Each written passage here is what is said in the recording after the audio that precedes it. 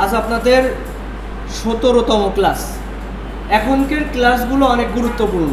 আগে ক্লাসগুলো একদমই বেসিক টুলস এগুলো দেখছি। এখন থেকে যদি সম্ভব হয়, যাদের বাসায় কম্পিউটার আছে একটু বাসায়ও চেষ্টা করবেন। আমি যেটা এখানে দেখাবো এটা বাসায়ও চেষ্টা করবেন, তাহলে আপনাদের এগুলো মানে শিখতে সুবিধা হবে। এর রিভাইজ বা বাসায় ট্রাই করারও প্রয়োজন আছে।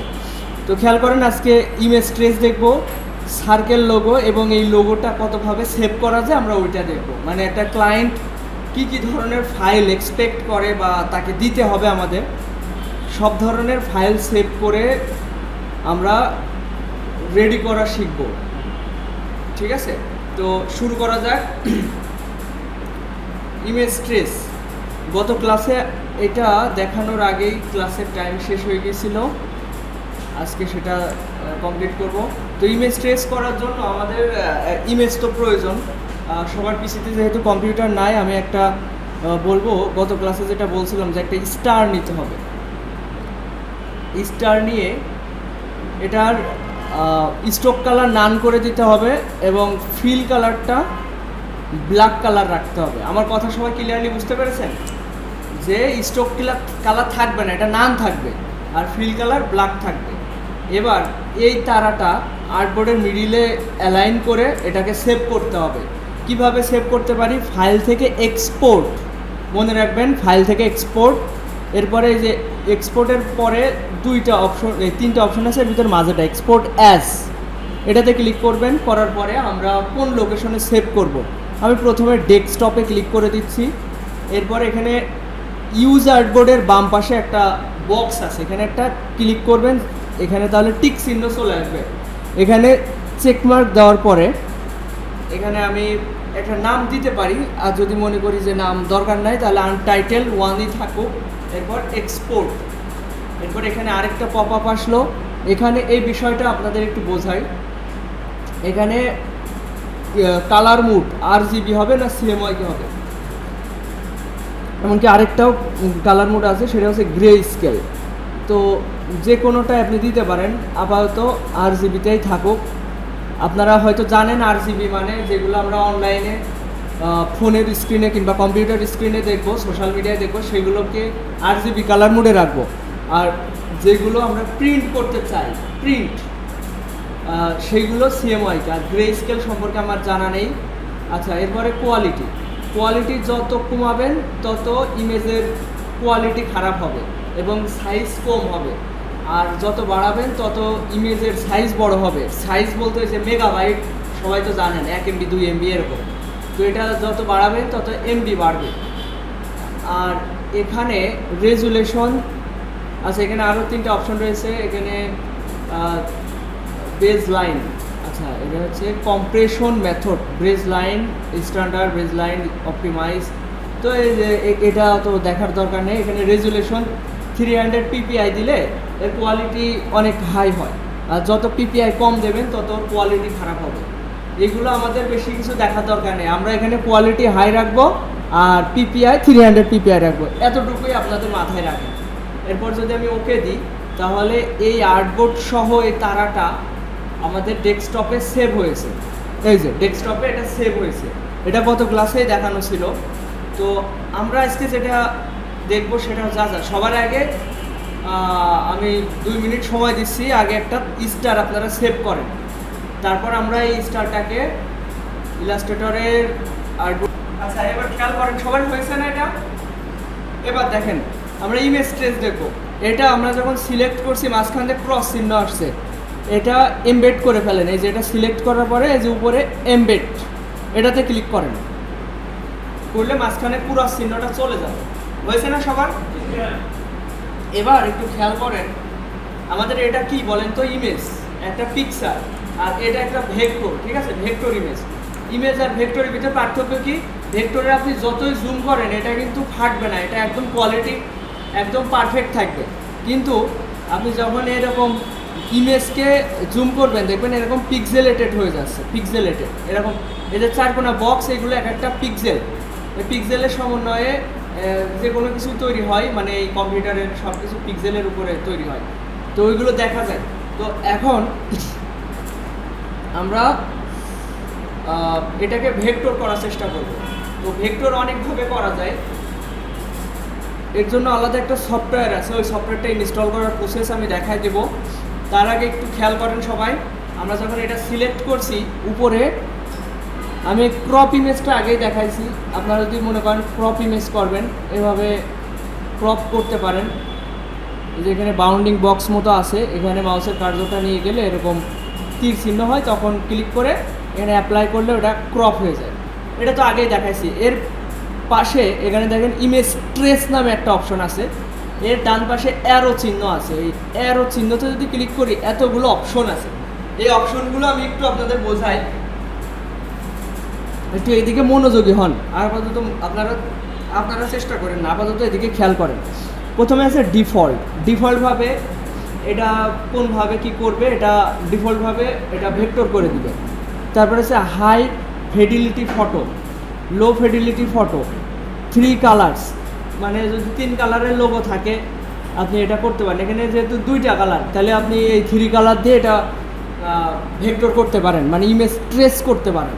ইমেজ ট্রেস মানে ভেক্টর করা, ঠিক আছে, এটা মনে রাখবেন। ইমেজ ট্রেস মানে ভেক্টর করা।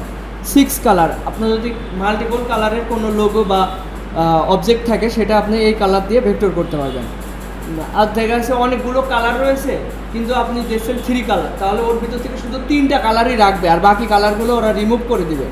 এবার 16 কালার, মানে যদি আপনার 16 কালার থাকে তাহলে এটাতে ক্লিক করতে পারেন। এরপর আছে শিলুটি, এরপরে এইগুলো আছে যে ব্ল্যাক অ্যান্ড হোয়াইট লোগো, এটা যেহেতু ব্ল্যাক অ্যান্ড হোয়াইট তাহলে আপনি ব্ল্যাক অ্যান্ড হোয়াইট দিতে পারেন। তো আমি মূলত এই অপশনগুলো ব্যবহার করি না। কেন করি না?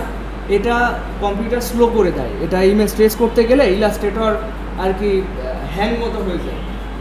এই জন্য আলাদা একটা সফটওয়্যার ব্যবহার করি, সেই সফটওয়্যারটা হচ্ছে এই যে এইটা, এর সফটওয়্যারের নাম ভেক্টর ম্যাজিক, এই যে তার ইন্টারফেস, এবং এইটার ব্যবহার আমি পরবর্তীতে দেখাবো। তার আগে এইটা ইলাস্ট্রেটর থেকে কিভাবে করা যায় সেটা একটু দেখাই। তো ব্ল্যাক অ্যান্ড হোয়াইট যদি দিই তাহলে এটা ভেক্টর হয়ে যাবে এবং ব্ল্যাক অ্যান্ড হোয়াইট হয়ে যাবে, অলরেডি হয়ে গেছে। কিন্তু এটা আলাদা করতে হলে কি করতে হবে? এক্সপ্যান্ড করতে হবে। এখন দেখেন সিলেক্ট করলে এখানে এক্সপ্যান্ড নামে একটা অপশন আছে, তো এখানে ক্লিক করলে এক্সপ্যান্ড হয়ে যাবে এবং এটা এখন আনগ্রুপ করা যাবে। দেখেন আনগ্রুপ করলে 2টা কালার আলাদা হয়ে যাবে, বোঝা গেল? এটা আনগ্রুপ করলাম, এখন 2টা কালার আলাদা হয়ে গেছে। এই জিনিসটা আপনারা একটু চেষ্টা করেন। আগে ইমেজ সিলেক্ট করবেন,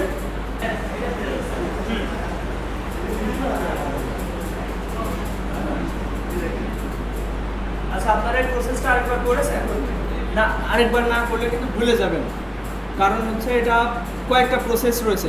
আমি আরেকবার বলে দিচ্ছি কী কী করতে হচ্ছে। প্রথমত দেখেন মাঝখান থেকে ক্রস চিহ্ন থাকে, এখানে ক্লিক করে এমবেড করতে হয়, তাই না? এমবেড করার পরে কি করতে হবে? ইমেজ ট্রেস, এই যে এখান থেকে চিহ্ন, এই অ্যারো চিহ্নতে ক্লিক করে এখান থেকে 3 কালার, আমি 3 কালারে দিয়েও করতে পারি, ব্ল্যাক অ্যান্ড হোয়াইটও দিতে পারি। তো আমি আপাতত 3 কালার দিচ্ছি। তো 3 কালার দেওয়াতে এখানে কালার 2টাই হবে। এবার দেখেন ইমেজ ট্রেস হয়ে গেল। এরপরের কাজ কি? এক্সপ্যান্ড করা, এই যে এখানে ক্লিক করে এক্সপ্যান্ড করতে হবে। দ্বিতীয় কাজ এক্সপ্যান্ড করা, এটাও হয়ে গেল। এরপরের কাজ কি বলেন তো? আনগ্রুপ করা, কারণ এই 2টা গ্রুপ অবস্থায় থাকবে। এটা এই যে রাইট বাটন ক্লিক করে আনগ্রুপ করা, এটা একটু মানে কয়েকটা প্রসেসে এগোতে হয়, এই জন্য বলছি যে একটু আপনারা 2-1বার চেষ্টা করেন, এতে করে এটার জড়তা দূর হয়ে যাবে।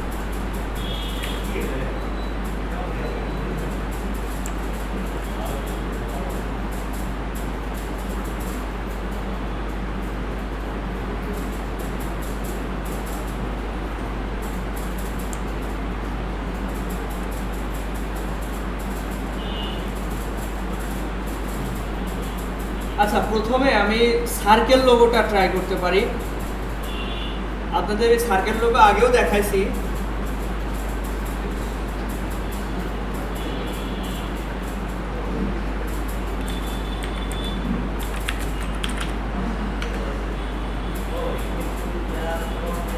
আচ্ছা সবাই একটু এদিকে খেয়াল করেন। আমরা সার্কেল লোগো আগেও দেখেছি, কিন্তু আজকে আবার দেখব, এবং প্রত্যেকবারই তো একই জিনিস আমি দেখাচ্ছি এই না যে প্রত্যেকবার একই জিনিস দেখাবো, অবশ্যই ডিফারেন্ট কিছু দেখতে পারবেন। যেমন এই একটা লোগো, এখানে এই ঘোড়াটা, এই যে ঘোড়ার যে এটা এটা আপনি ভেক্টর ফাইল ধরেন গুগল থেকে হোক বা এআই দিয়ে হচ্ছে জেনারেট করে আপনি ধরেন নিয়ে আসলেন, ওইটা আপনার লোগোর মাঝখানে বসাবেন। এটা কোন প্রসেসে বসাবেন ওইটা আজকে দেখবেন।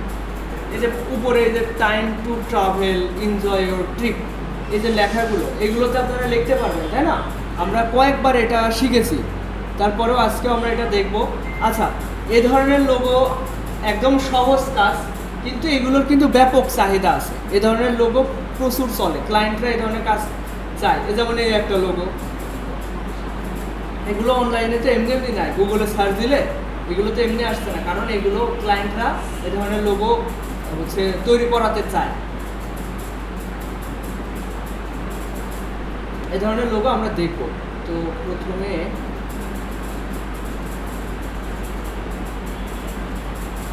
আমরা এই ধরনের একটা লোগো তৈরি করার চেষ্টা করি এবং একদম ইউনিকভাবে তৈরি করব। আপনারা একটু মনোযোগী হন সবাই। আমি এই দেখেন গুগল থেকে এটা নিয়ে আসলাম, নিয়ে আসার পরে যদিও একটু এআই এর ব্যবহার করব, আমি চাচ্ছি না কোনো জায়গা থেকে কপি কোনো ডিজাইন নিয়ে আসতে। দেখেন, আপনি ধরেন লোগো বানাবেন, একটা ধরেন এই ঘোড়ার ছবি, এটা কি বলে, হর্স, তাই না? আপনি যদি গুগলে সার্চ দেন HORSE হর্স, ওই কালো কালো যে লোগোগুলো, এটাকে কি বলে জানেন? এটাকে বলা হয় ভেক্টর। আপনি যদি হর্স ভেক্টর লিখে সার্চ দেন তাহলে দেখবেন সব কালো কালো ঘোড়ার ছবি চলে আসবে, ঠিক আছে? যেগুলোকে আমরা সহজে ভেক্টর করে নিতে পারবো। এই যে আমরা সিমিলার কিছু পেয়ে গেছি, তাই না? এই ধরনের হর্স আমরা লোগোর মাঝখানে বসাতে পারি, কিন্তু কথা হচ্ছে এই হর্সটা গুগলে অ্যাভেলেবেল, তার মানে এটা কপি, এটা কেউ না কেউ কোথাও ব্যবহার করেছে। আমরা যদি এটা ব্যবহার করি তাহলে ক্লায়েন্ট কিন্তু কপিরাইট ফ্রি ডিজাইন পেল না। আর কপিরাইট ফ্রি জিনিস আমাদের দেশে হয়তো তেমন কোনো ইস্যু না, কিন্তু বাইরের কান্ট্রিতে লোগো হচ্ছে সরকারিভাবে রেজিস্ট্রেশন করে নিতে হয়, ট্রেড লাইসেন্স করে নিতে হয়। আমাদের কালীগঞ্জেও যদি আপনি একটা ব্যবসা প্রতিষ্ঠান দেন, আপনার ব্যবসার কিন্তু ট্রেড লাইসেন্স করা লাগে, নাম দিয়ে ট্রেড লাইসেন্স করা লাগে। কিন্তু আমাদের দেশে এই লোগোর বিষয়টা অত গুরুত্ব সহকারে দেখে না, কিন্তু বাইরের কান্ট্রিতে এই লোগোরও ট্রেড লাইসেন্স করে নিতে হয়, ট্রেডমার্ক করে নিতে হয়। তো ধরেন আপনি এমন একটা ভেক্টর ফাইল আপনি ক্লায়েন্টকে দিলেন যেটা অলরেডি কেউ না কেউ ইউজ করেছে, তাহলে এটা একটা ইস্যু না, এটা একটা প্রবলেম। তো আমাদের উচিত হবে এই ধরনের ঘোড়া আমার নিজে তৈরি করে দেওয়া, কিন্তু আমি তো এরকম আর্টিস্ট না এরকমভাবে একটা ঘোড়া বানাই ফেলবো। তাহলে করণীয় কি? এই ধরনের জিনিস বানাবো আমরা আর্টিফিশিয়াল ইন্টেলিজেন্স দিয়ে। সেটা কিভাবে করা যায়? হ্যাঁ, ChatGPT, জেমিনি, তারপর হচ্ছে আরও অনেকগুলো সাইট আছে, এগুলো দিয়ে বানানো যাবে, মিডজার্নি। আচ্ছা, আমি এটা কপি করলাম, করে আমি প্রথমে চলে যাব ইমেজ টু প্রম্পট করতে। ইমেজ টু প্রম্পট মানে কি? আমি যে পিকচারটা কপি করলাম, এই যে এটা কন্ট্রোল ভি দিয়ে এটা পেস্ট করলাম, এবার জেনারেট প্রম্পট এখানে ক্লিক করলে কি হবে? আচ্ছা, আমার এখানে কি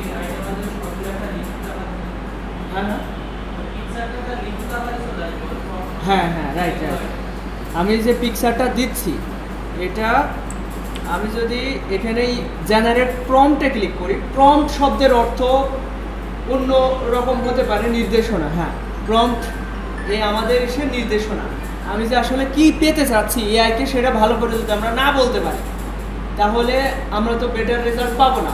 এজন্য নির্দেশনাটা ভালো করে তৈরি করতে হবে। দেখেন এখানে আমি এটা পেস্ট করছি এবং জেনারেট প্রম্পট ক্লিক করাতে এখানে দেখেন একটা লেখা তৈরি করে দিয়েছে। লেখাটা দেখেন কীরকম, এই স্টাইলাইজড ব্ল্যাক শিলুটি।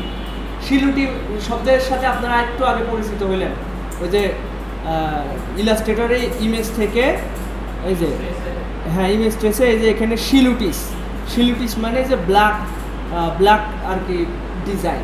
আচ্ছা, তারপরে দেখেন white background, the horse is facing left, এই যে বাম পাশে ফেস লেফট করে রয়েছে এবং প্রোফাইল ভিউ ওইটা মেন, মানে একটা সুন্দর করে একটা বিবরণ তৈরি করা রয়েছে। এবার এটা আমি এখান থেকে কপি করলাম, করার পরে আমি যদি চ্যাট জিপিটিতে যাই, এরপর এখানে যদি এখান থেকে আমি ওই প্রম্পটটা এখানে পেস্ট করে দিলাম, দেওয়ার পরে আমি যদি এখানে ক্লিক করি, এখান থেকে ইমেজ জেনারেট হওয়া শুরু করে দেব। এটা হচ্ছে চ্যাট জিপিটি অনেক স্লো কাজ করে এবং এটা লিমিটেশন আছে, ঠিক আছে। আমরা এর জন্য আমরা ফ্রিপিকের এআই ব্যবহার করি। ফ্রিপিকের এআই দেখা যাচ্ছে 6 মাসের জন্য দেখা যাচ্ছে 3000-4000 টাকা করে আমরা কিনি ফ্রিপিকের এআই। কিনলে ওখানে আমরা আনলিমিটেড হচ্ছে ইমেজ জেনারেট করতে পারি এবং ওইগুলো অনেক ফাস্ট হয়।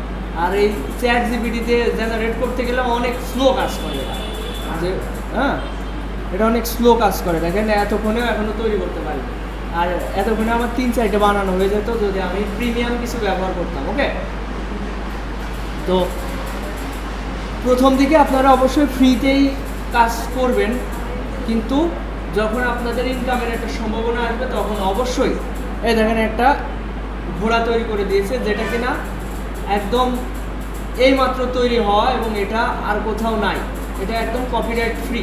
দেখেন এটা আমি ডাউনলোড করলাম পিএনজি ফরম্যাটে। ডাউনলোড করার পরে এটাকে ভেক্টর করব আমি কোন সফটওয়্যার দিয়ে? ভেক্টর ম্যাজিক সফটওয়্যার দিয়ে। এই যে ভেক্টর ম্যাজিক সফটওয়্যার ওপেন করলাম, দেখেন ইম্পোর্ট ফ্রম ফোল্ডার, এখানে ক্লিক করে আমি কোথায় রেখেছি ওটা অনলাইন থেকে বা ব্রাউজার থেকে ডাউনলোড করলে এই যে ডাউনলোড নামে এই ফোল্ডারে থাকে। তো এখান থেকে এটা সিলেক্ট করে ওপেন করলাম, এই যে এটা ওপেন হলো। এবার নেক্সট করার পরে আর ওইটা মাঝখানটা ক্লিক করতে হবে, এটা হাই, এবং এখানে 2 কালারে ক্লিক করে দিলাম, এতে করে এটা ব্ল্যাক অ্যান্ড হোয়াইট কালার হবে। তো এইটাই হচ্ছে প্রসেস। আপনি যখন এই ধরনের ভেক্টর তৈরি করতে যাবেন, আপনার নিজস্ব কোনো ট্যালেন্ট দরকার হবে না, এগুলো এআই দিয়ে তৈরি করতে পারবেন। কিন্তু আপনি যখন ফ্রি এআই ব্যবহার করবেন, আপনি 3-4টে জেনারেট করার পরে আপনার লিমিট শেষ হয়ে যাবে, তখন তো প্রবলেম। আপনি ক্লায়েন্টের কাজ করবেন, ক্লায়েন্টের তো 4-5টা বা 10টা রিভিশন তৈরি করতে হবে, কিন্তু আপনি যেরকম চাচ্ছেন সেরকমটা হয়তো এআইকে বোঝাতে না পারলে অনেকবার এটা জেনারেট করার প্রয়োজন হতে পারে, তখন কিন্তু প্রিমিয়াম এআই ব্যবহার করতে হবে। আর এটা আমরা প্রিমিয়াম ইউজ করি, এটা ব্যবহার করাটা জরুরি। আচ্ছা দেখেন, আমি একটা ঘোড়ার ছবি নিয়ে আসলাম।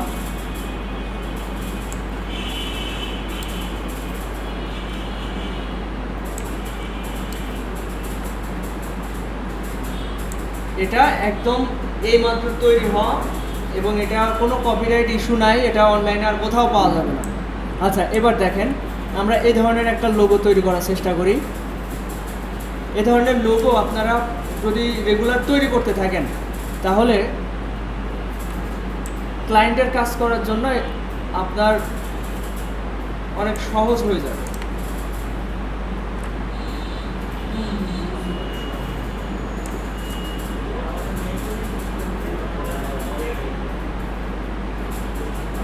Ctrl+C Ctrl+F,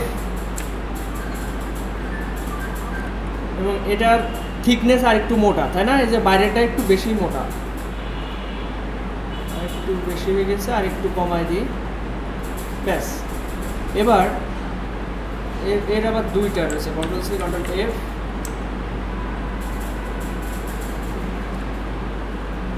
এখন আমি যেটা করতে পারি, একটা লাইন সেগমেন্ট টুল দিয়ে আমি একটা লাইন নিলাম, নেওয়ার পরে এটা মিডিল অ্যালাইন করলাম। এবার কি করব দেখেন, মানে এইটা তৈরি করতে চাচ্ছি, এই যে এটা,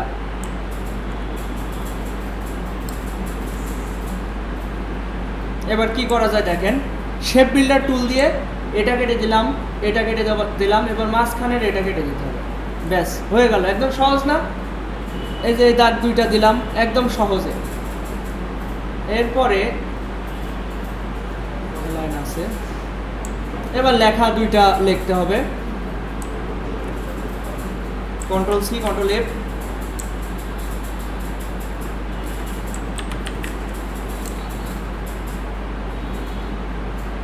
ব্যাস, এবার এই 2টাতে আমরা লিখব। এখানে লেখা রয়েছে টাইম ট্রাভেল, তো এটা আমি এখানে ক্লিক করে টাইম ট্রাভেলটা লিখছি, TIME টু ট্রাভেল, এবং এটা মেবি এই ফন্টের নাম হচ্ছে বেবাস নিউজ হতে পারে, পেবাস নিউজ।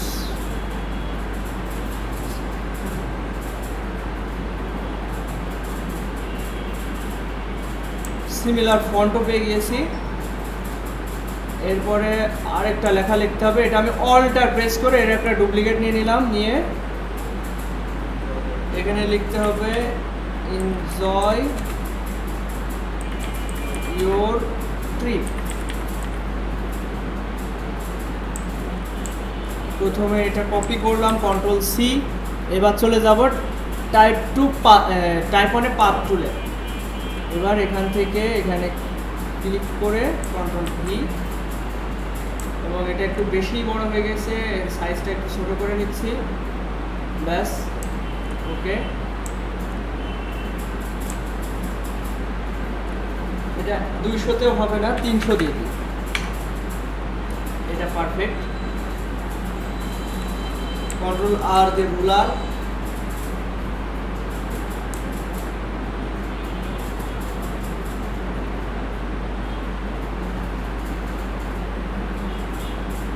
ব্যাস।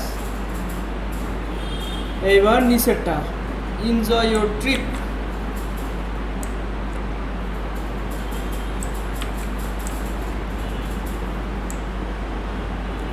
এবারে এটা ভিতরের দিকে নিয়ে এসে লেখাটা উল্টিয়ে দিলাম, এবং আইড্রপার টুল দিয়ে আমি এই লেখার স্টাইলটা কপি করলাম। এতক্ষণ যেটা করলাম, এই যে সাইজ, মধ্যকার দূরত্ব, একবারে আইড্রপার টুল দিয়ে ওটা পিক করে নিলাম। এবার এটা নিয়ে এসে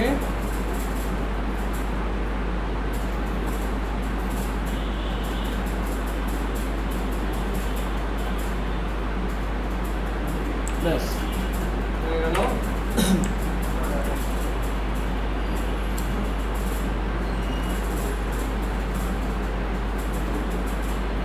শিফট ধরে এটা ঘোরাইলে এরকম হবে, আরো ছোট হবে।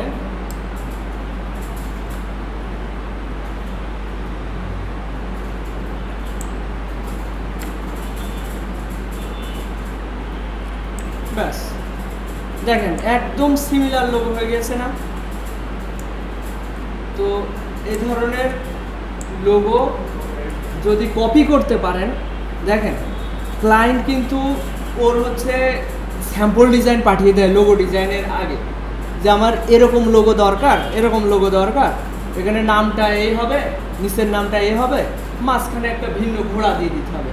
আমার কথা হচ্ছে এরকম, যে ক্লায়েন্ট কীভাবে কাজগুলো দেয়, তার রিকোয়ারমেন্টে বলে একটা স্যাম্পল ডিজাইন গুগলতে বা ওর সিমিলার কম্পিটিটর বিজনেস লোগো ও সার্চ দিয়ে খুঁজে বের করে ওইটা আমাকে দিবে, দিয়ে বলবে নাম এই হবে, ভিতরে এই হবে, একটা নির্দেশনা থাকবে।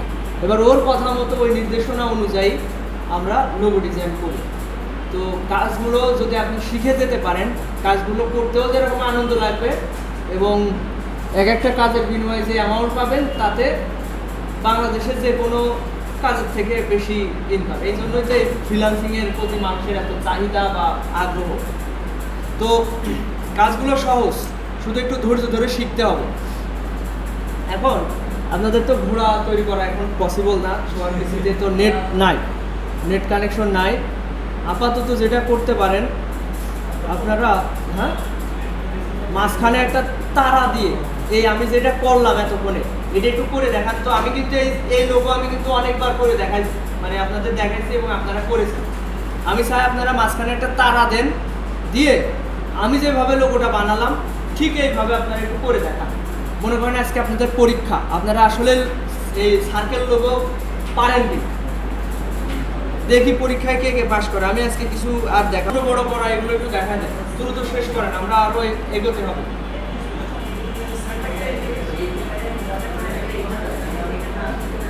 শোনেন, এই যে আপনি আজকে বাসায় গিয়ে এই জিনিসটা ক্লাস রেকর্ড ভিডিও দেখে আমাকে আবার পাঠাবেন, যে আমি এটা বাসায় করেছি। এটা আপনার বাসার কাজ থেকে আপনি বাসায় ল্যাপটপ থাকতেও অবহেলা করছেন, পারছেন না। আচ্ছা, হয়েছে সবার? এই সালেহিন ওখানে হয়েছে? আচ্ছা থাক, আপাতত থাক। এসো, এবার দেখেন আমরা যে লোগোটা বানালাম, ধরেন এটা কোনো ক্লায়েন্টের কাজ, ক্লায়েন্টের জন্য বানিয়েছি। এখন আমাদের কাজ হচ্ছে এর ফাইলগুলো, এটা তো এভাবে দিয়ে দিলে হয় না, শুধু একটা জেপিজি ফাইল দিলে হবে না ভাই। আপনি পিছনে যে বসেন আপাতত এটা দেখেন, যা বানিয়েছেন বাসায় দিতে চেষ্টা করেন, আপনার তো বাসায় কম্পিউটার আছে। এবার দেখেন এই লোগোটা, আমাকে এই লোগোর সকল ফাইল ক্লায়েন্টকে দিতে হবে। কি কি ফাইল আসলে ক্লায়েন্টরা চাই বা তাদেরকে আমাদের দেওয়া উচিত বা আমরা দিব, সেটা আমরা একটু দেখি। প্রথমত সোর্স ফাইল হচ্ছে যেগুলো আবার এডিট করা যায়, যেগুলো আবার মডিফাই করা যায়, সেগুলো হচ্ছে সোর্স ফাইল। সেই সোর্স ফাইলগুলো কি কি হতে পারে? AI file. আমি এই যে এতক্ষণ যেটা কাজ করছি না, এটা যদি আমি এখন সেভ করি, Ctrl+S দিলে সেভ হবে। কোথায় সেভ হবে? আমি সেটার লোকেশন সেভ করলাম, এখানে লিখে দিলাম সার্কেল লোগো, এরপর সেভ দিলাম। এই দেখেন অ্যাডোবি ইলাস্ট্রেটর 2020-এর ভার্সনে এটা সেভ হলো। এটা হচ্ছে সোর্স ফাইলের প্রথম এআই ফাইল। এই যে সার্কেল লোগো নামে এআই ফাইল সেভ হলো। ভাই পিছনে সবাই একটু খেয়াল করেন, এটা হচ্ছে প্রথমে যে একদম, এর কিন্তু ফাইল সাইজ অনেক কম হয়, মাত্র 300 কিলোবাইট। তো এআই ফাইল সেভ করলাম। এরপরে আমরা সোর্স ফাইল আরও কী কী সেভ করতে পারি দেখেন। ফাইল থেকে সেভ অ্যাজ, প্রথমে সেভ দিয়েছি, এআই ফাইলে সেভ হলো। এবার সেভ অ্যাজ বলতে আগের ফাইল আগের মতোই থাকবে, এবার নতুন করে একটা ফাইল সেভ করবো। এটা সবাই মনে আছে না? সবার মনে আছে? সেভ এবং সেভ অ্যাজের মধ্যে পার্থক্য কী বলেছিলাম? ওই যে নোটপ্যাড ফাইলে আগের ফাইল আগের মতোই থাকবে, এবার নতুন করে আরেকটা ফাইল সেভ দেওয়া যাবে। অ্যাডোবি ইলাস্ট্রেটর তো অলরেডি দিয়েছি, আমার এবার দরকার পিডিএফ, ইপিএস, তারপরে হচ্ছে এসভিজি। এই ফাইল ফরম্যাটগুলো সব হচ্ছে সোর্স ফাইল। আমরা চাইলে এই সোর্স ফাইলে সেভ দিতে পারি। ধরেন আমি পিডিএফ সেভ দেবো, পিডিএফ সিলেক্ট করে এবার আমি সেভ দিচ্ছি, এরপর সেভ পিডিএফ। এই দেখেন এর পিডিএফও সেভ হয়ে গেছে। একইভাবে আমরা বিভিন্ন ফাইল ফরম্যাটে ওখানে যেগুলো আছে, এর ভিতরে কোনগুলো গুরুত্বপূর্ণ সেগুলো বলি। ক্লায়েন্টকে যেগুলো দিতে হয়, ফাইল থেকে সেভ অ্যাজ, আবার ক্লিক করলাম। এখানে এআই ফাইল গুরুত্বপূর্ণ, তারপরে পিডিএফ, ইপিএস, উপরের এই তিনটা গুরুত্বপূর্ণ। তারপর টেমপ্লেট দরকার নাই। এরপরে এসভিজি ফাইল কোন কাজে লাগে আপনারা এই দেখেন, আপনারা কিন্তু এদিকে খেয়াল করছেন না, আমার কথা একটু মনোযোগ দিয়ে খেয়াল করেন। এসভিজি ফাইল হচ্ছে ওয়েব ডেভেলপার যারা আছে তাদের, মানে ওয়েবসাইটে কোনো ফাইল ইনক্লুড করতে হলে এসভিজি ফাইল দরকার হয়। তাছাড়া এসভিজি ফাইলও হচ্ছে ভেক্টর ফাইল, এটাকে আমরা ভেক্টর করে ফেলতে পারি। এসভিজি, পিডিএফ, ইপিএস আর এআই ফাইল, এই চারটা ফাইল ফরম্যাট আমরা সেভ করে ক্লায়েন্টকে দিব। আমি দুইটা ফাইল ফরম্যাট সেভ করে দেখাইছি, ওইগুলোও একই রকম, একই জিনিস রিপিট করে লাভ কি, এই জন্য আপনাদের বলে দিচ্ছি যে ধরেন ইপিএস ফাইল সেভ করবেন, ইপিএস সিলেক্ট করলাম, এখানে চেক মার্ক দিলাম, এবার সেভ দিলাম, ওকে। এই যে ইপিএস ফাইলে এবার সেভ হলো। ইপিএস ফাইলে দুইটা ফরম্যাটে সেভ হয়, যে কোনো দুটো একই, আপনি একটা ডিলিট করে দিতে পারেন। আমি একটা ডিলিট করে দিচ্ছি। এই যে এটা হচ্ছে ইপিএস, এটা হচ্ছে পিডিএফ, এটা এআই ফাইল, এই তিনটা। আর নিচে একটা আছে এসভিজি ফাইল। একই রকমভাবে আপনারা সেভ দিয়ে দেবেন। আশা করি সোর্স ফাইল কীভাবে সেভ দেবেন এটা আপনারা ক্লিয়ার হয়েছে। এবার আসি, আচ্ছা এর ভিতরে পিডিএফ ফাইল কিন্তু প্রিন্ট করা যায়। এবার আসি ফাইল থেকে এক্সপোর্ট, দেখেন এক্সপোর্ট অ্যাজ। আচ্ছা প্রথমে এক্সপোর্ট ফর স্ক্রিনটা কি? এক্সপোর্ট ফর স্ক্রিন মানে আপনার যদি মাল্টিপল আর্টবোর্ড থাকে, ধরেন আপনি একই সাথে অনেকগুলো লোগো বানিয়েছেন, একই আর্টবোর্ড, এই একই ফাইলের ভিতরে অনেকগুলো আর্টবোর্ড দিয়েছেন, অনেকগুলো লোগো আছে, আপনি এক ক্লিকে আপনি সবগুলো ফাইল সেভ করতে যাচ্ছেন। এবং শুধুমাত্র ওই না, আমি সরাসরি দেখেন, নাহলে বুঝতে পারবেন না। এই দেখেন এক্সপোর্ট ফর স্ক্রিন, এই দেখেন এখানে মাল্টিপল আর্টবোর্ড এখানে সিলেক্ট করা যায়। যেহেতু আমার একটা আর্টবোর্ড আছে এই জন্য একটাই শো হয়েছে। আপনি চাইলে অনেকগুলো আর্টবোর্ড এখানে একই সাথে সিলেক্ট করতে পারবেন। এবং একই সাথে পিএনজি, এই যে অ্যাড স্কেল করে এখান থেকে আপনি জেপিজি অ্যাড স্কেল করে, আপনি এসভিজি অ্যাড স্কেল করে, আপনি পিডিএফ, এই যে আমি একই সাথে কয়েকটা ফরম্যাটে আমি সেভ করেছি। এবং এখানে এক্সপোর্টে ক্লিক করলে সব একবারে সেভ হয়ে যাবে। দেখেন এই যে সেভ হয়ে গিয়েছে, ঠিক আছে। এই যে এখানে ট্রান্সপারেন্ট ব্যাকগ্রাউন্ডে সেভ হয়েছে পিএনজি ফরম্যাট, যেটা এটা জেপিজি ফরম্যাটে সেভ হয়েছে। এরকম এই যে পিডিএফে সেভ হয়েছে, এরকম কয়েকটা ফরম্যাটে আমার একই সাথে, এই যে এসভিজিতে সেভ হয়েছে, এক ক্লিকে সবগুলো সেভ হয়ে গেছে। এই ছিল সেভ ফর স্ক্রিনের কাজ। এরপর দেখেন ফাইল থেকে এক্সপোর্ট অ্যাজ। এবার এইটা থেকে আপনি একই সাথে এখানে অনেকগুলো ফাইল ফরম্যাট আছে। এর ভিতরে এই যে ফটোশপ, যদি ক্লায়েন্ট কয় যে আপনার ফটোশপ ফাইলটা দিতে, কিন্তু আপনি তো ডিজাইন করেছেন ইলাস্ট্রেটরে, আপনি ফটোশপ ফাইল এখান থেকে ক্লিক করে ফটোশপেও সেভ দিতে পারবেন। মানে এখানে ক্লিক করে যে ফাইলটা সেভ করবেন, এটা ফটোশপ ফাইলে সেভ হবে এবং ওইটা ফটোশপ দিয়ে ওপেন হবে। এরপর জেপিজি, পিএনজি এবং অনেকগুলো ফাইল ফরম্যাট আছে। আপনারা ক্লায়েন্ট যদি যে কোনো ফাইল ফরম্যাট চাইলে আপনারা সেটাও দিতে পারবেন। এখান থেকে দেখেন অনেক সময় অটো টেক্স কিংবা আরও কয়েকটা ফরম্যাটের ক্লায়েন্টের চাই, সেগুলো যদি স্পেসিফিকভাবে চাই তাহলে আপনারা দিবেন। কিন্তু আপনি মানে স্বাভাবিকভাবে দিবেন এখান থেকে জেপিজি আর পিএনজি। এই যে জেপিজি ফরম্যাটে হোয়াইট ব্যাকগ্রাউন্ডে সেভ হয়, আর পিএনজি ফরম্যাটে ট্রান্সপারেন্ট ব্যাকগ্রাউন্ডে সেভ হয়। আমি ওটা দেখাচ্ছি। এই যে চাইলে আপনি ব্ল্যাক হোয়াইটও দিতে পারেন, কিন্তু বেশিরভাগ সময় আমরা ট্রান্সপারেন্ট দিয়ে ওকে দিই এবং এটা ট্রান্সপারেন্ট ব্যাকগ্রাউন্ডে সেভ হয়। এই দেখেন ওইটা কই সেভ হয়নি নাকি,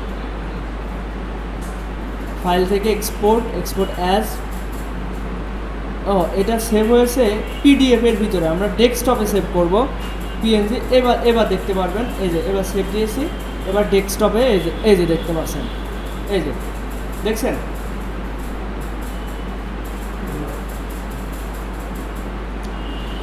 এটা কোনো ব্যাকগ্রাউন্ড নেই, শুধু লোগো আছে। লোগোর যে কালো ব্যাকগ্রাউন্ড ওইটাই আছে, তাছাড়া কোনো ব্যাকগ্রাউন্ড নাই। এরপর ফাইল থেকে এক্সপোর্ট ফর ওয়েব স্ক্রিন কি, আপনি যদি একদম সর্বনিম্ন ফাইল ফরম্যাটে সেভ করতে চান, মানে আপনার ইমেজের কোয়ালিটি ভালো থাকবে কিন্তু সাইজ হবে অনেক কম। যেমন আমি যদি এখন আপনাদের এই যে ইউটিউবে থাম্বনেইলের ভিডিও ছাড়ি না, ধরেন ফাইল থেকে রিসেন্ট ফাইল থেকে ইউটিউব থাম্বনেইলটা যদি ওপেন করি, এই যে ফাইল ফরম্যাটে ইউটিউবে যে থাম্বনেইল ডিজাইন করে ওর থাম্বনেইল 2 MB নিচে দিতে হয়। ফাইল ফরম্যাট, ফাইল সাইজ 2 মেগাবাইটের নিচে থাকতে হবে। নর্মালি আপনি ফাইল থেকে এক্সপোর্ট থেকে জেপিজিতে সেভ দিলে 2 MBর অনেক বেশি হয়ে যায়, 5-7 MB হয়ে যায়। আমাদের অত দরকার নেই, আমাদের কম দরকার। সেক্ষেত্রে আমরা ফাইল থেকে এক্সপোর্ট ফর ওয়েব, মানে ইউটিউব তো একটা ওয়েব প্ল্যাটফর্ম, তাই না, ওখানে জন্য এইটা। এবার এখান থেকে আমি যদি সেভ দিই, ডেস্কটপে সেভ দিই থাম্বনেইল। আচ্ছা, একবার আজকের ক্লাসেরটা সেভ দিয়ে দিই একই সাথে, এক কাজে 2 কাজ হয়ে যাক।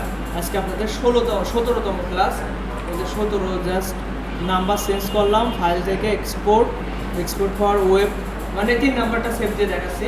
এখান থেকে সেভ, ডেস্কটপে সেভ করব, সেভ। এবার দেখেন এটার ফাইল ফরম্যাট এই যে এখানে সেভ হয়েছে মাত্র 300 কিলোবাইট। 1024 কিলোবাইটে 1 মেগাবাইট হয়। 1 MBরও কত কম, তাই না? কিন্তু দেখেন এর কোয়ালিটি যথেষ্ট ভালো। এর জুম করলেও দেখছেন ফাটছে না। 1 MBরও মানে 1 MBতে এরকম ফাইল 4-5টা হয়ে যাবে। সেটা কোয়ালিটি ভালো রেখে এরকমভাবে সেভ করার জন্য ফাইল থেকে এক্সপোর্ট ফর ওয়েবে যাবে। তার মানে আমি এক্সপোর্টের 3টা অপশনই আপনাদের ক্লিয়ার করেছি, তাই না ভাই? ভিতরে আসেন, ভিতরে এসে বসেন, পিছনে বসেন। তাহলে আপনাদের ফাইল ফরম্যাট 3টাতে সেভ করা দেখাইছি, তাই না? তো আরেকটা বিষয়, আমরা এটা একটা প্যাকেজ আকারে সেভ করি, ওকে? তো ফাইল থেকে যে প্যাকেজ নামে যে অপশনটা আছে, এর আগে অবশ্যই আপনাকে ফাইলটা সেভ থাকতে হবে। এটা ধরেন আমার অলরেডি সেভ আছে, এটা সেভ থাকার পরে ফাইল থেকে প্যাকেজটা শো হয়। তো এখানে ডেস্কটপ সিলেক্ট আছে অলরেডি। এরপর যদি আমি ওকে দিই, তাহলে এখানে দেখেন একটা ফোল্ডার ক্রিয়েট হবে এবং ফোল্ডারের ভিতরে একটা হচ্ছে সার্কেল লোগো থাকবে এবং আপনি আপনার লোগোতে যে কয়টা হচ্ছে ফন্ট ইউজ করেছেন লেখা, ওই ফন্টের হচ্ছে ফন্টের হচ্ছে এটাকে TTF ফাইল বলে, এই যে true type of font file, মানে TTF ফাইলটা সেভ হয়ে যাবে অটোমেটিক। এবং এটা আপনি যখন ক্লায়েন্টকে আপনি লোগোর ফাইল পাঠাবেন, অবশ্যই ওই লোগোতে যে ফন্ট ব্যবহার করেছেন ওই ফন্টও কিন্তু ক্লায়েন্টকে দিতে হবে, কারণ ও পরবর্তীতে ওই ফন্ট অন্য জায়গায় ব্যবহার করবে, তো ওই ফন্ট তো ক্লায়েন্টের প্রয়োজন। তাই এই ফন্ট দেওয়ার জন্য আপনি ফাইল থেকে প্যাকেজে সেভ করলে যে ফন্টস যেই কয়টা ফন্ট ব্যবহার করবেন আপনার আর্টবোর্ডে সেই কয়টা এখানে সেভ হয়ে যাবে। তো এই জিনিসটা গুরুত্বপূর্ণ। তো আপনারা প্রথমত আমি যা যা এখন দেখালাম, সেভ করা, তারপরে ফাইল থেকে এক্সপোর্ট করা, এগুলো সবাই একটু চেষ্টা করেন। হ্যাঁ, আসেন ভিতরে আসেন।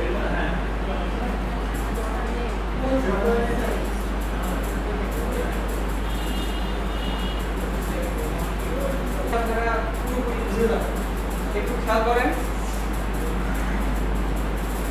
দেখেন, প্রথমত সোর্স ফাইল যেগুলো সেভ দিতে হয়। সোর্স ফাইল মানে যেগুলো মডিফাই করা যায় পরবর্তীতে। ফাইল থেকে সেভ দিলে কি হয়, এআই ফাইলটা সেভ হয়ে যায়, তাই না? একটু সবাই কি মনোযোগ হয়, সুমন ভাই একটু খেয়াল করেন। এখানে প্রথমে ফাইল থেকে সেভ দিলে কি হয়, এআই ফাইলটা সেভ হয়ে যায় আপনার ডেস্কটপে। এই যে এরকম এআই ফাইল সেভ হয়ে যাবে। দ্বিতীয়ত সেভ অ্যাজ, এটাতে ক্লিক করলে এখান থেকে এআই, ইপিএস, তারপরে পিডিএফ, এসভিজি, এক একটাতে এক একবার ক্লিক করে করে আলাদা আলাদা ফাইল সেভ করতে পারবে। কথা ক্লিয়ার? এখানে গুরুত্বপূর্ণ হচ্ছে এআই, পিডিএফ, ইপিএস, এসভিজি। এখানে দুইটা আছে, এর ভিতরে নর্মাল এসভিজি আছে, এটাতে সেভ দেবেন। এসভিজি কম্প্রেস দরকার নাই। ওকে, আমি কি বললাম সবাই ক্লিয়ার? সেভ অ্যাজ থেকে Illustrator file, PDF file, EPS file. আচ্ছা, ইপিএস ফাইল কি কাজে লাগে? ইপিএস ফাইলও হচ্ছে প্রিন্ট রেডি ফাইল, কিংবা ইপিএস ফাইল যে কোনো সফটওয়্যারে ওপেন হয়ে যায়, ফটোশপে ওপেন হয় বা অন্যান্য সফটওয়্যারেও ওপেন হয়। এই এআই ইপিএস ছাড়াও আলাদা কিছু সফটওয়্যার আছে প্রিন্ট করার জন্য, তো ওই সব ফাইলেও ইপিএস ফাইলটা ওপেন হয়, এই জন্য ইপিএস ফাইলটা ক্লায়েন্টরা চায়। এরপরে এসভিজি ফাইল, এই ফাইলগুলো আপনারা সেভ দেবেন। কি কি আরেকবার বলি, এআই, পিডিএফ, ইপিএস এবং এসভিজি, মনে থাকবে? এরপর এটা ক্যান্সেল করলাম। এরপর এগুলো সেভ দিলেন। এরপর ফাইল থেকে এক্সপোর্ট থেকে আমি সাধারণত এই মাঝখানেটা দিয়ে সবগুলো ফাইল সেভ করি। কি কি সেভ করি? ফাইল থেকে এক্সপোর্ট, এখানে নাম দেওয়া যায় এবং এখান থেকে লোকেশন সেট করা যায়, ওইগুলো দেখাচ্ছি না। কিন্তু file type save as type, এখান থেকে দেখেন কি কি আমাদের জন্য কোনগুলো গুরুত্বপূর্ণ। এখান থেকে গুরুত্বপূর্ণ হলো জেপিজি, পিএনজি। জেপিজিতে হোয়াইট ব্যাকগ্রাউন্ডে সেভ হয়। হোয়াইট ব্যাকগ্রাউন্ড কেন, আপনি যদি ব্ল্যাক ব্যাকগ্রাউন্ড নেন লোগোর পিছনে তাহলে ব্ল্যাকে সেভ হবে, তো এটা নর্মাল জেপিজি ফাইল সেভ হয়। এরপর পিএনজি, আপনার যদি ট্রান্সপারেন্ট ব্যাকগ্রাউন্ড সেভ করার প্রয়োজন পড়ে, ট্রান্সপারেন্ট মানে তো জানেন স্বচ্ছ, পিছনে কোনো ব্যাকগ্রাউন্ডই থাকবে না, তাহলে পিএনজিতে সেভ দেবেন। তো পিএনজিতে সেভ দিতে পারেন। তাহলে এখানে জেপিজি, পিএনজি এবং ফটোশপ, এই ফাইলটা গুরুত্বপূর্ণ। এখানেও কিন্তু এসভিজি আছে, এখানে জেপিজি, পিএনজি আর ফটোশপ, এই তিনটা গুরুত্বপূর্ণ। এইগুলো সেভ দিয়ে যদি আপনি ক্লায়েন্টকে পাঠান, ক্লায়েন্টকে পাঠানোর আগে যেটা করবেন, একটা ফোল্ডারের ভিতরে রাখবেন। যেমন এই যে ফাইল থেকে প্যাকেজ করে আগে নিতে হয়। আচ্ছা, আমি এটা আসলে স্কিপ করে ফেলেছি। প্রথমে আপনার এআই ফাইল সেভ দেওয়ার পর আপনি ফাইল থেকে প্যাকেজে ক্লিক করবেন। এই দেখেন, আমি আরেকবার ভালো করে ক্লিয়ার করি, একটু সবাই মনোযোগ করেন, আমি একটা জিনিস মিস করে ফেলেছি। ফাইল থেকে যখন আপনি সেভ দেবেন অথবা কন্ট্রোল এস দিয়ে সেভ দেবেন, দেওয়ার পরে এই যে প্যাকেজ নামে এই অপশনটা ইনেবল হবে। এর আগে কিন্তু এটাতে কাজ করবে না, সেভ না দিলে এই অপশনটা কাজ করবে না, এটা এরকম হাইড হয়ে যাবে। এই দেখেন, এরকম হাইড হয়ে যাবে। তো যখন আপনি প্যাকেজে ক্লিক করবেন তখন এরকম একটা ফোল্ডার ক্রিয়েট হবে এবং ফোল্ডারের ভিতরেও কিন্তু আরেকটা এআই ফাইল হবে। এখানে তো একটা এআই আছে, এর ভিতরেও আরেকটা এআই ফাইল সেভ হবে। এবং এটা ওপেন করে এখানে ইপিএস হয়েছে, তো এখানে এআই অথবা ইপিএস সেভ করে এটা ওপেন করবেন, কিংবা বাইরে থেকে ওপেন করতে পারেন। এখান থেকে ওপেন করাটাই ভালো। এআই ফাইল এটা ওপেন করে এবার হচ্ছে পিডিএফ, ইপিএস, এআই আর একটা হচ্ছে এসভিজি, এগুলো সেভ করবেন। করার পরে আবার হচ্ছে ফাইল থেকে এক্সপোর্টে যাবেন। ফাইল থেকে এক্সপোর্টে গিয়ে ওই বাকি সবগুলো এই ফোল্ডারের ভিতরে সেভ করবেন। ঠিক আছে, এই ফোল্ডারের আমি একটু দেখাই দিই, তাহলে সব থেকে ভালো হয়। আমি এটা কেটে দিচ্ছি, এটা পুরোটাই কেটে দিচ্ছি, দিয়ে আমি এটা ওপেন করলাম। করে ফাইল থেকে প্যাকেজ, আমি একটু ভালো করে আপনাদের শেখাই দিচ্ছি কীভাবে আসলে ক্লায়েন্টকে আপনারা রেডি ফাইল পাঠাবেন। ফাইল থেকে এক্সপোর্ট, এটা ডোন্ট শো, ওকে, এটাও ডোন্ট শো, ওকে। এখানে একটা ফোল্ডার ক্রিয়েট হলো। এবার আমি কি করব, এখানে তো বাইরেটা ওপেন করেছিলাম, এবার এই ভিতরেটা ওপেন করব। ভিতরটা ওপেন করলে কি হবে, ওই ফোল্ডারের ভিতরে সব ফাইল সেভ হবে, ডেস্কটপে সেভ হবে না। এই দেখেন ফাইল থেকে সেভ অ্যাজ, এই দেখেন আমি কোথায় আছি কি করে বুঝবেন, একটু উপরের দিকে তাকান, দিস পিসির পরে ডেস্কটপের ভিতরে একটা ফোল্ডার আছে, ফোল্ডারের নাম হচ্ছে সার্কেল লোগো ফোল্ডার। এই ফোল্ডারের ভিতরে আছি আমি, বুঝতে পারছেন সবাই?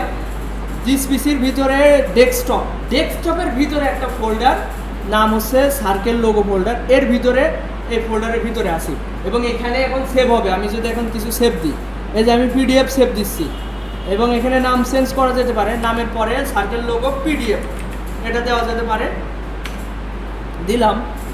এরপরে ফাইল থেকে সেভ অ্যাজ, এখান থেকে পিডিএফের পরে দেবো হচ্ছে ইপিএস, এখান থেকে এখানে নামটা চেঞ্জ করে দিব ইপিএস,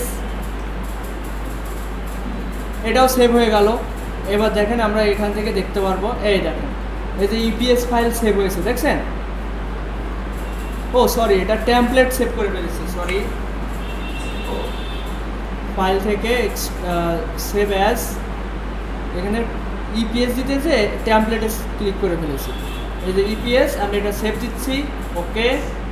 এটা দুইটাতে সেভ হয়, একটা ডিলিট করে দেবেন। এই দেখেন ইপিএস ফাইল দুইটা সেভ হয়েছে, একটা আমি ডিলিট করে দিচ্ছি। তাহলে আমি এতক্ষণে কি দিলাম, এআই, পিডিএফ, ইপিএস, আর কি দেব? ফাইল থেকে সেভ অ্যাজ, এখান থেকে দেব এসভিজিটা বাদ আছে, এসভিজিটাও দিলাম, ইউজ আর্টবোর্ডে চেক মার্ক দিলাম, ওখানে নাম চেঞ্জ করে দেব এসভিজি, সরি এসভিজি, হয়ে গেল। তাহলে ফোল্ডারে এসে দেখেন, এই যে ফোল্ডারে এআই, ইপিএস, তারপরে হচ্ছে পিডিএফ, এসভিজি আর এআই ফাইল সব সেভ করা হয়ে গেল। এইবার আমাদের কাজ হচ্ছে ফাইল থেকে এক্সপোর্ট অ্যাজ, এখান থেকে পিএনজি ফরম্যাটে সেভ দিতে হবে, পিএনজি। তাহলে এখানে লিখে দিতে হবে সার্কেল লোগো ট্রান্সপারেন্ট ব্যাকগ্রাউন্ড, এটা লিখে দিতে হবে transparent background, CROUND, transparent background, এবং ইউজ আর্টবোর্ডে চেক মার্ক দিতে হবে। ইউজ আর্টবোর্ডে চেক মার্ক না দিলে আর্টবোর্ডের বাইরের ফাইলগুলো সেভ হয়ে যাবে, এটা মনে রাখবেন। এই চেক মার্কটা দিয়ে নেবেন, দিয়ে এক্সপোর্ট, এই যে এক্সপোর্ট হবে ট্রান্সপারেন্ট ব্যাকগ্রাউন্ড, ওকে। তাইলে এবার দেখেন এখানে ট্রান্সপারেন্ট ব্যাকগ্রাউন্ডও সেভ হয়ে গিয়েছে। এরপরে দেখেন জেপিজি ফরম্যাটে সেভ দেবো, ফাইল থেকে এক্সপোর্ট অ্যাজ, এরপরে দেবো জেপিইজি, এই যে জেপিইজি ফাইল, ইউজার মোডে চেক মার্ক দিয়ে এখানে লিখে দিতে পারি white background, BACKGROUND background, export white ব্যাকগ্রাউন্ডে এটা সেভ দিলাম। এরপরে আর কিছু বাদ আছে, হ্যাঁ একটা বাদ আছে, সেটা হচ্ছে ফটোশপ ফাইল, এই যে ফটোশপ। ব্যাস আমাদের ক্লায়েন্টের জন্য সকল ফাইল, এবং এটা পিএস ফাইল দিলে হচ্ছে পিএসডি এক্সপোর্ট, ওকে।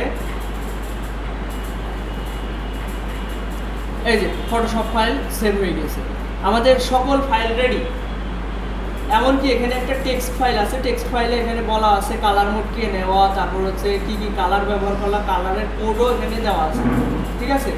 তো এখন আমি কি করব, এই ফাইলটা এইভাবে দেওয়া যায় না, এটাকে জিপ করে দিতে হয়। জিপ করাটা সবাই পারেন কি? এই দেখেন এই ফোল্ডারটা আমরা জিপ করে দিব, এটা নর্মালি আছে 9 মেগাবাইট, জিপ করলে আরও ফাইল সাইজও কমে যায়। রাইট বাটন ক্লিক করলাম, অ্যাড টু আরসিপে ক্লিক করে এখান থেকে নর্মালি রার ফাইলে সেভ হয়, রার ফাইলে দরকার নেই, আপনারা এখান থেকে জিপ ফাইলে সেভ দেবেন, দেওয়ার পরে ওকে। তাহলে এটার একটা জিপ ফাইল সেভ হয়েছে মাত্র 3 মেগাবাইট, একটু আগে এটা দেখেছিলাম কত, 9 মেগাবাইট, হয়ে গেছে 3 মেগাবাইট। এর ভিতরে কিন্তু সব কিছুই আছে। আবার এটা এক্সট্র্যাক্ট করলে এরকমই হবে, ক্লায়েন্টরা এটা নেওয়ার পরে ওটা এক্সট্র্যাক্ট করে নেবে। তো এইভাবে আমরা ক্লায়েন্টের ফাইলগুলো পাঠাই, এই জিপ ফাইলটা ক্লায়েন্টকে পাঠাতে হবে, এই হচ্ছে আমাদের কাজ, ঠিক আছে। তো আশা করি সবাই বুঝতে পেরেছেন। আজকের ক্লাস এই পর্যন্তই রাখছি। আপনারা এই আমি যা এখন দেখালাম, এটা যাদের বাসায় কম্পিউটার আছে তারা বাসায় অবশ্যই চেষ্টা করবেন, এবং যারা এখানে চেষ্টা করতে চাচ্ছেন চেষ্টা করেন, এবং অন্তত পক্ষে 5 মিনিট টাইপিং করে তারপরে আপনাদের ছুটি।